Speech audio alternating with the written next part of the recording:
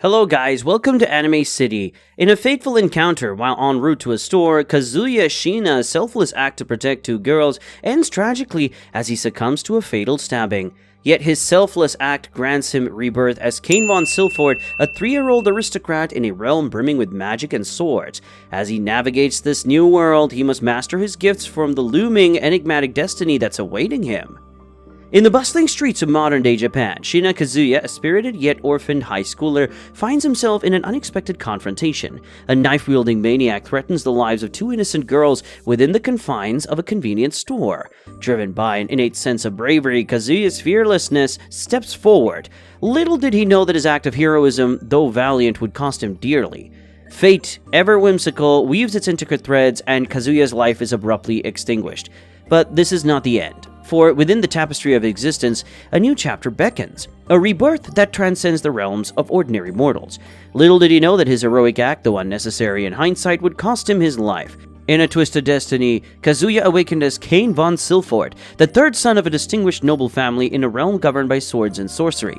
He behaves as he would, as anticipated, of any healthy and sound-minded youngster of his mental age while being a teenager trapped in a toddler's body, and pressed between his mother's large breasts.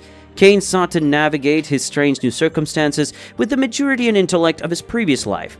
Cain is introduced to his father Garm, his mother Sarah, his devoted maid Sylvia, and his doting older sister Renee. Amidst the new family, he also encounters Garm's first wife Maria and his half-brothers Dijin and Alec, who are significantly older than him. Cain delves into the intricacies of his family dynamics and the vast expanse of the world he now calls home. Guided by his elder sister, Renee von Silford, he learns that baptism is the key to unlocking the mysteries of magic. Driven by an insatiable curiosity, Cain immerses himself in books, discovering an uncanny knack for swift comprehension.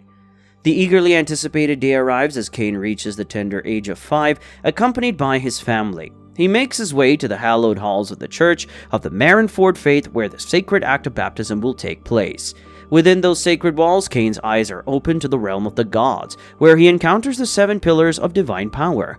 There, the veil of his past is lifted, revealing the enigmatic truth behind his reincarnation. As if touched by the gods themselves, Cain is granted the protection of every divine entity present. Returning to the mortal plane, he discovers that his status has ascended to unimaginable heights. Level 10 in all aspects. Sensing the precarious nature of his newfound strength, Cain's father advises him to conceal his exceptional ranks for his own safety. However, a chance encounter with a magical tomb proves too tempting for the young prodigy. Eager to test his abilities, he attempts to summon a cuddly creature of his imagination, only to inadvertently unleash a colossal and fearsome monster upon his unsuspecting sister Renee and their companion Parma. In a desperate act of heroism, Cain manages to reverse the summoning, saving them from imminent danger. Undeterred by the unintended consequences, Cain musters the courage to declare his aspiration before his father and the inhabitants of the Esford Kingdom. He yearns to embark on the path of an adventurer. Standing before a multitude of paths, Cain declares himself an adventurer, vowing to safeguard the radiant smiles of the people. Garm hires 2 D-rank adventurers as his mentors, Millie, a seasoned swordswoman, and Nina, a master of elven magic. Yet Cain's exceptional circumstances quickly become apparent to his mentors.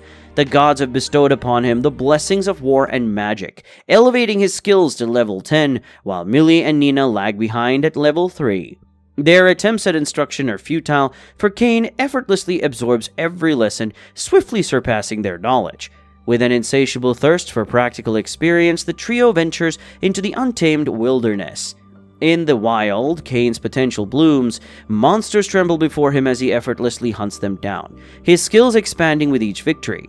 Nina, amazed by his prowess, reveals new spells to him, only to witness his immediate mastery.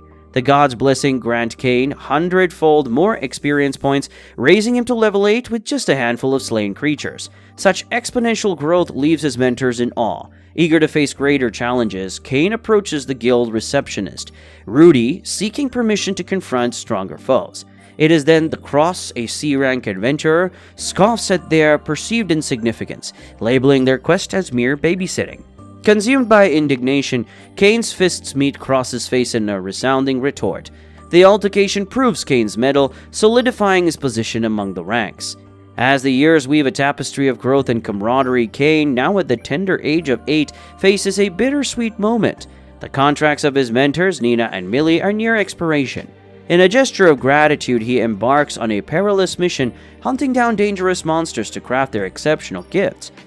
The city quivers as Cain unleashes his dazzling magic, causing both awe and panic among its inhabitants. The gifts he presents to Nina and Millie, magic bags mirroring his own storage items, ability surpasses mere tokens of appreciation. They are practical treasures, capable of storing wonders and as invaluable as national relics. The recipients are deeply moved, their hearts brimming with gratitude. However, Graham, with a stern visage, bestows upon Cain a thorough scolding, reminding him of the citizen's fright. For though Cain's intentions are pure, his unchecked powers have consequences. A valuable lesson in responsibility is learned that day, etching it deeply into Cain's evolving consciousness. After 2 years at the tender age of 10, he was already becoming a seasoned adventurer. As a noble, it's time for him to make his debut in society, and he is to travel to the royal capital for this grand occasion. Along the journey, fate once again intertwines itself with Cain's path. A vicious horde of monsters ambushes a carriage carrying none other than Duke Eric's precious daughter, Lady Silk, and the royal second princess, Celestia. With his sword flashing and his skills honed by countless battles, Cain swiftly dispatches the attackers, earning the admiration and gratitude of the young ladies. Their hearts filled with admiration and gratitude, and both young ladies develop secret crushes on Cain for his valiant rescue. Determined to show their appreciation, they insist he share their carriage, intertwining their destinies for the remainder of the journey. As the days turn into night, Silk and Celestia, against the objections of their loyal guardian Garm, demand that Cain spend the evenings in their company. Thus, a nervous Cain finds himself sharing their room every night throughout the week-long voyage. Overwhelmed by the presence of two enchanting young ladies, sleep eludes him, his mind preoccupied with the complexities of their unconventional arrangement. Finally, arriving at the grand capital, Cain's courage and integrity shine brightly as he dutifully returns the fallen soldiers of Princess Celestia, earning the deep gratitude of Vice Captain Day. The selfless act does not go unnoticed by Celestia's father, the esteemed King Rex. In a gesture of appreciation, he rewards Cain with not only 10 precious platinum coins, but also bestows upon him a magnificent mansion. To the astonishment of many, including some disgruntled nobles like Marcus Corgino, Cain's rise to prominence does not end there. King Rex, swayed by Cain's extraordinary deeds, elevates him to the esteemed title of Baron, much to the charging of his detractors. In private conversations, both King Rex and Duke Eric revealed their heartfelt desire for Cain to become engaged to both Celestia and Silk. The shared intimacy of their journey and the trust they have developed in one another makes Cain the only suitable match for these noble young ladies. Caught in a web of familial expectations and societal pressures, Cain reluctantly agrees to the unprecedented engagements, his heart burdened with conflicting emotions. With the formalities concluded, the weight of his newfound status begins to manifest itself. King Rex, Duke Eric, Prime Minister Magna, and even the ever-loyal Garm take it upon themselves to offer Cain guidance and stern lectures, cautioning him against scandalous and outrageous behavior that could tarnish his reputation. As Cain continued to unlock the depths of his newfound powers, an unsettling realization took hold. Cain learned that his powers grew inhumane and he was closer to a demigod. However, the gods, starved by amusement, dismiss his concerns and instead task him with introducing forms of Japanese entertainment to their world. They urge him to draw upon his knowledge from his previous life and create something extraordinary. 5 years have passed, and amid his journey, he chances upon Parma, a cat girl he has known since childhood. She now works at her uncle Tamani's merchant store. Upon learning this, Cain's heart brims with nostalgia, and he eagerly reunites with his old friend. The realization that the store belongs to Tamani's presents an opportunity. With a golden coin in hand, Cain approaches Tamani's, sharing his vision for a game called Reversi. Excited by the prospect, Cain implores Tamani's to create a prototype. Impressed by the concept, Tamani's agrees and sets to work. The successful completion of the prototype fills Cain with newfound enthusiasm. He seeks Tamani's assistance in increasing the production of Reversi and requests funds to further their ambitious endeavor. Recognizing the potential in Cain's idea, Tamani's, through his trading company, commits to manufacturing the Reversi board game. A contract is signed, sealing their business deal for a promising 3-year partnership. As the debut ceremony draws near, the need for secrecy looms over Cain and his companions. They must pretend that their engagements are unknown to the world.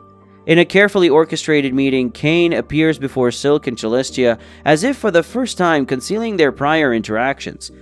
To honor the occasion, Cain presents Rex, the king, with an extravagant reversi board. The king's delight is palpable, cementing Cain's position as an esteemed guest in the royal court. However, not all within the court hold the same admiration for Cain. Marcus Gorgino's son, Habit, an arrogant and spoiled youth, seeks to win Silk's favor. Rejected by her indifference, he and his cronies attempt to assert their dominance by unleashing feeble level 1 magic spells upon Cain. Unfazed by their feeble display, Cain's patience reaches its limit. In a moment of reckoning, Silk unveils the truth, revealing Cain's true status as a full baron. The revelation leaves Habit and his companions humbled, their Viscount status paling in comparison. Bowing before Cain, they are compelled to offer their sincere apologies. To preserve their clandestine affairs, Silk and Celestia capitalize on the situation, extorting romantic dates from Cain. Overheard by Rex and Eric, who have taken on the role of mentors in Cain's life, their intentions are misunderstood. The duo lectures Cain sternly, accusing him of being a promiscuous womanizer. Despite the understandings, Cain's resolve remains unyielding. As Cain's tale unfurls, his journey becomes a symphony of power, friendship, and divine intervention.